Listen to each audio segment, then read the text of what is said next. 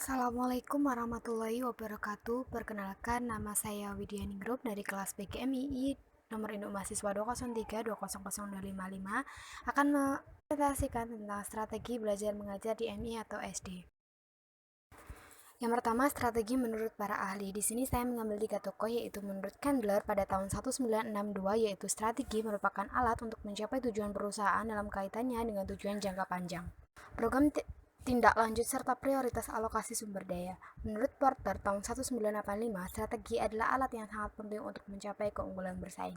Menurut Gluck dan Jouk pada tahun 1998 yang mengatakan bahwa strategi adalah rencana yang disatukan, menyeluruh dan terpadu yang mengaitkan keunggulan strategi perusahaan dengan tantangan lingkungan dan yang dirancang untuk memastikan bahwa tujuan utama perusahaan dapat dicapai melalui pelaksanaan yang tepat oleh organisasi. Dari pendapat 3 tokoh di atas, maka kesimpulan yang saya ambil adalah strategi adalah rencana yang disatu padukan untuk mencapai tujuan dan untuk mencapai keunggulan bersaing dengan sumber daya yang lain sehingga dapat mengetahui beberapa tantangan pada suatu lingkungan. Lalu selanjutnya ada perbedaan, yaitu perbedaan strategi, teknik, pendekatan, dan metode. Strategi lebih ke cara-cara yang akan dipilih dan digunakan oleh seseorang untuk menyampaikan materi pembelajaran untuk memudahkan peserta didik menerima dan memahami materi pembelajaran sehingga tujuan kompetensi dan hasil belajar dapat tercapai dengan baik. Yang kedua ada teknik, lebih ke cara yang digunakan yang bersifat implementatif. Kalau pendekatan menunjukkan cara umum dalam memandang permasalahan atau objek kajian, sedangkan metode adalah bersifat prosedural di mana berisi tentang tahapan tertentu. Selanjutnya ada belajar menurut para ahli. Di sini saya mengambil 3 tokoh, yaitu menurut Syaiful dan Eswan tahun 2014, di mana belajar adalah perubahan perilaku berkat pengalaman dan latihan. Artinya adalah perubahan tingkah laku baik yang menyangkut pengetahuan, keterampilan maupun sikap, bahkan meliputi segenap aspek organisme atau pribadi. Yang kedua menurut Evelyn Serger dan kawan-kawan tahun 2010 pada halaman 3, belajar merupakan sebuah proses yang kompleks yang terjadi pada semua orang dan berlangsung seumur hidup, sejak masih bayi, bahkan dalam kandungan hingga liang lahat. Yang ketiga menurut Sumyati dan kawan-kawan pada tahun 2009 halaman 38. Secara umum belajar dapat diartikan sebagai proses perubahan perilaku akibat interaksi individu dengan lingkungannya. Kesimpulan yang saya ambil adalah belajar adalah kegiatan yang dilakukan manusia secara sadar sejak lahir sampai masuk liang lahat untuk mendapatkan pengetahuan dan pola tingkah laku yang dipengaruhi oleh interaksi dengan lingkungannya.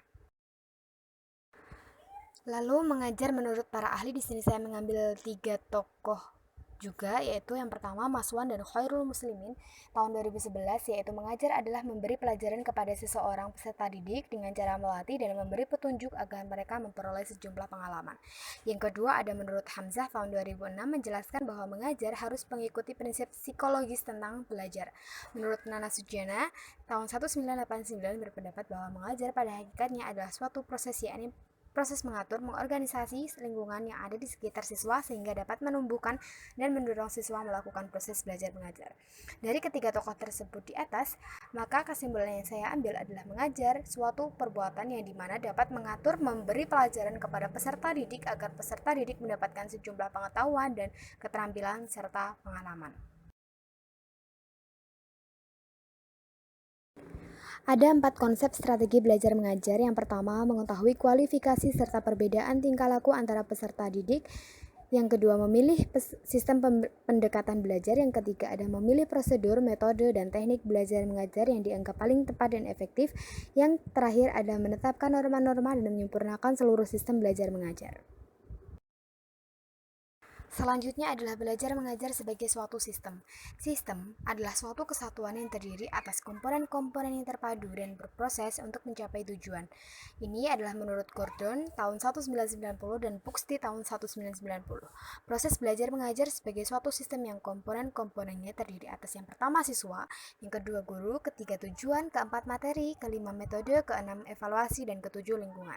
Masing-masing komponen itu sebagai bagian yang berdiri sendiri, namun dalam berproses di kesatuan sistem mereka saling bergantung dan bersama-sama untuk mencapai tujuan. Referensi ini saya ambil dari Hendaya Sutopo pada tahun 2005 pada buku Pendidikan dan Pembelajaran yang di dalamnya terdapat teori, permasalahan, dan praktek yang diterbitkan di Kota Malang oleh UMM Press. Sekian dari saya, bila ada salah kata saya mohon maaf yang sebesar-besarnya. Wassalamualaikum warahmatullahi wabarakatuh dan terima kasih.